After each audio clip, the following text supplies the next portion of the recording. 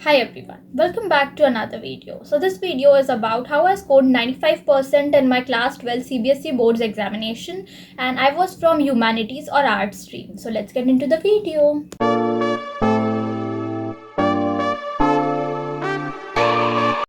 So how I scored 95% in my class 12 CBSE boards examination from humanities or arts stream.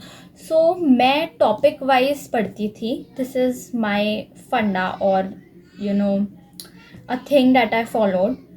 I use to study topic wise और topic wise studying strategy मतलब जो भी chapter मैं लेती थी उस particular chapter को मैं टॉपिक वाइज पढ़ती थी तो मुझे हर एक टॉपिक जो है वो प्रॉपरली याद हो जाता है बिकॉज जो NCERT है ना आपकी उसमें टॉपिक वाइज आपको दिया हुआ होता है सब कुछ। तो अगर आप एक टॉपिक अगर आप ऐसे करते हो फॉर एग्जाम्पल एक इंडियन नेशनल मूवमेंट का आपको चैप्टर गिवन है, ठीक है, एंड अब उसको आपको पढ़ना है, तो मैं कैसे पढ़ती थी, I just never use to read सिर्फ पढ़ने के लिए कि चलो पढ़ते जाओ पढ़ते जाओ पढ़ते जाओ। ऐसे क्या होता है कि माइंड में वो चीज़ें फिक्स होने में थोड़ा टाइम लगती है, बट अगर आप टॉपिक वाइज पढ़ते हो ना तो माइंड उतना ही जल्दी रिटेन कर लेता है कि आपने क्या पढ़ा है। फॉर एग्जाम्पल अभी मैंने जैसे बोला कि इंडियन नेशनल मूवमेंट का एक चैप्टर लिया मैंने, अब मुझे वो पढ़ना है। So what I use to do is उसको मैं टॉपिक वाइज पढ़ती थी। जैसे पहला टॉपिक आपको गिवन है कि गांधी इन इंडिया, तो उसमें मैं उस टॉपिक को पूरा पढ़ती थी जितने भी पेजेस में वो है। फॉर एग्जांपल 1.5 पेज का है तो वो टॉपिक पढ़ती थी। उसके बाद मैं सम अप करती थी और मैं खुद से रिवाइज करती थी, खुद को एक्सप्लेन करती थी कि इस टॉपिक में मैंने क्या पढ़ा या इस टॉपिक में मैंने क्या क्या पढ़ा, क्या क्या इंपॉर्टेंट था, इस इतने जो मैंने 1.5 पेज पढ़ा इस पूरे टॉपिक में क्या इंपॉर्टेंट था, या इस टॉपिक में मैंने क्या क्या पढ़ा, वो मैं सम अप करती थी खुद ही एंड खुद ही मैं उसको खुद को एक्सप्लेन करती थी कि ओके इस टॉपिक में मैंने ये पढ़ा कि Gandhi came to India in this particular year 1915, then Gandhi did this ये गांधी ने किया इंडिया में। ये गांधी जी ने इंडिया में पर्टिकुलर सत्याग्रह किए या मूवमेंट्स किए, इस तरीके से मैं याद रखती थी। तो वो रिटेन भी हो जाता था कि ओके अभी जो है चंपारण सत्याग्रह किया, देन अहमदाबाद वाला किया, खेड़ा वाला किया, एंड वो पर्टिकुलरली आपको याद भी हो जाता है, ठीक है। तो ये जो टॉपिक वाइज स्टडिंग स्ट्रैटेजी है इसने मुझे बहुत हेल्प करी है। तो ये मैंने जैसे आपको हिस्ट्री का एग्जांपल दिया। सिमिलरली जैसे अगर आपका पॉलिटिकल साइंस सब्जेक्ट है, मैं अपने आर्ट्स या ह्यूमैनिटीज़ के सब्जेक्ट्स की बात कर रही हूँ। सो अभी हिस्ट्री का मैंने आपको जैसे एक एग्जाम्पल दिया। सिमिलरली जैसे पॉलिटिकल साइंस में पढ़ रही हूँ तो और CBSE में हमें लाइक 2-2 3-3 बुक्स होती थी। हिस्ट्री की तो 3 बुक्स होती थी, पॉलिटिकल साइंस की भी 2-3 बुक्स होती थी, ठीक है। तो अब पॉलिटिकल साइंस में for example I am studying making of the Indian constitution और working of the Indian constitution, ठीक है। तो अगर मैं working of the Indian constitution पढ़ रही हूँ, so what I use to do is like I am studying, मैंने एक टॉपिक पढ़ा कि working of the Indian constitution में इम्पॉर्टेंट कौन से आर्टिकल्स है या कौन से आर्टिकल्स इंपॉर्टेंट है इंडियन कॉन्स्टिट्यूशन के, एंड वो आर्टिकल्स हमें क्या बताते हैं।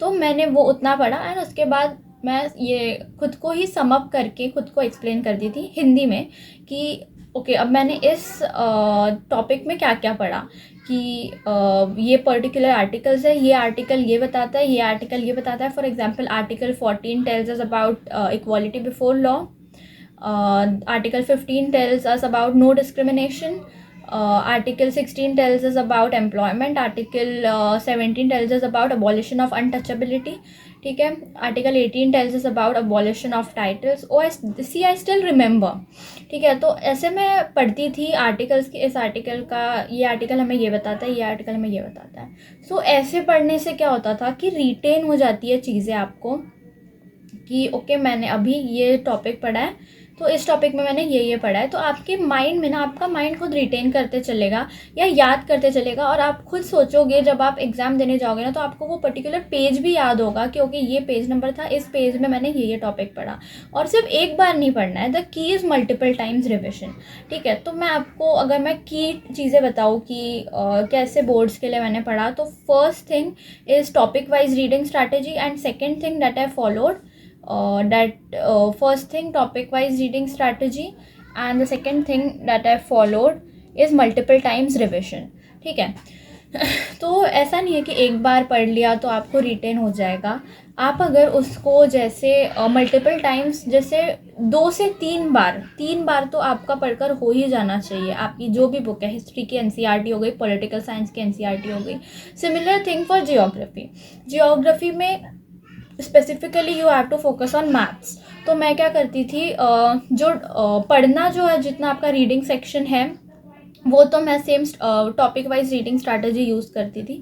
बट जो आपके मैप्स है उसके लिए मैं क्या करती थी, मैं मैप्स लाती थी जो आपको शॉप में मिल जाएंगे।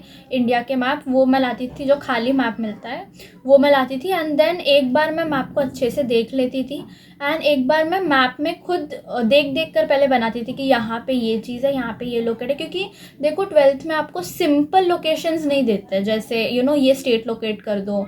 बहुत टफ लोकेशंस आपको मिलती है कि ये कनाल कहाँ पे है, ये रिवर कहाँ पे है। तो ये जो चीज़ें याद करने में बहुत टाइम लगता है। तो मैं ऐसे पहले खुद बना के बोल रही हूँ, मार्क करके खुद देखती थी, देख देख के। देन धीरे धीरे करके बार बार उस मैप को देखते रहती थी, तो वो याद हो जाएगा आपको, वो याद हो जाता था। एंड उसके बाद मैं खुद से बिना देखे प्रैक्टिस करती थी कि कहाँ पे कौन सा कनाल है, क्या है। Because I still remember in my pre boards, in my not pre boards, जो मेरा जो मैप है ना, बोर्ड्स में जो मैप आया था, मुझे अभी भी पता है कि मुझे उसमें फुल ही मिले हैं 10 में से 10। क्योंकि मैंने वो मैप बहुत प्रॉपरली मैं करके गई थी। एंड ऑल द लोकेशंस जो वहाँ पे पूछे थे वो मैंने प्रॉपरली मार्क किए थे, यानी एकदम सही मार्क किए थे। तो अगर आप इन स्ट्रैटेजीज़ को फॉलो करोगे तो आप भी बहुत अच्छे परसेंट ला पाओगे। Next thing, similar things go for English and Hindi. तो इंग्लिश के लिए भी मैं topic wise reading strategy use करती थी। वैसे इंग्लिश के लिए तो इतना यूज़फुल नहीं थी ये स्ट्रैटेजी, बिकॉज इंग्लिश में तो आपको स्टोरीज होती है, तो स्टोरी तो आपको वैसे ही समझ में आ जाती है पढ़ते पढ़ते। ठीक है, तो अगर आप पढ़ रहे हो तो आपको पढ़ते पढ़ते याद हो जाता है क्योंकि स्टोरी में ये था। But still topic wise reading strategy भी आप यूज़ कर सकते हो। एंड हिंदी के लिए भी सेम स्टोरीज होती थी, तो ज़्यादा ध्यान देने की ज़रूरत नहीं पड़ी। बट हिंदी में जो आपके दोहे वगैरह होते हैं, जो आपके दूसरे लैंग्वेज में गिवन होते हैं, जैसे कि आपकी जो पुरानी ब्रिज भाषा में गिवन होते हैं बहुत सारी चीज़ें, ठीक है, तो वो उनका मैं क्या करती थी कि उनके जो सिंपल मीनिंग्स है ना, वो मैं कहीं से निकाल लेती थी। एंड उनके सिंपल मीनिंग्स आपको गूगल पे भी मिल जाएंगे। और तो या जब मैम एक्सप्लेन कर रही होती थी तो वो मैं लिख लेती थी कि इस दोहे का ये मतलब है। एंड बाद में मैं घर में उसको मतलब ध्यान देती थी, रीड करती थी कि ओके इन लाइंस का मतलब क्या है, वो मैं अच्छे से समझ लेती थी दोहों में या जो आपको दूसरे लैंग्वेजेस में गिवन होते हैं। So this is my strategy, topic wise reading strategy and multiple times revision. These are the keys to get very good marks in your CBSE boards examination. And answer writing is very important. अगर मैं third thing बताऊँ, आपको answer अच्छे से लिखना आना चाहिए with a proper introduction, then body, and उसके बाद एक conclusion. ठीक है, so that's it for this video guys. I hope you like this video. If you did, so make sure to subscribe to my YouTube channel and like the video. And if you have any queries, you can comment below or connect with me on Instagram. The link is in the channel bio. I will meet you guys in the next video. तब तक के लिए bye bye and thanks for watching. Bye bye.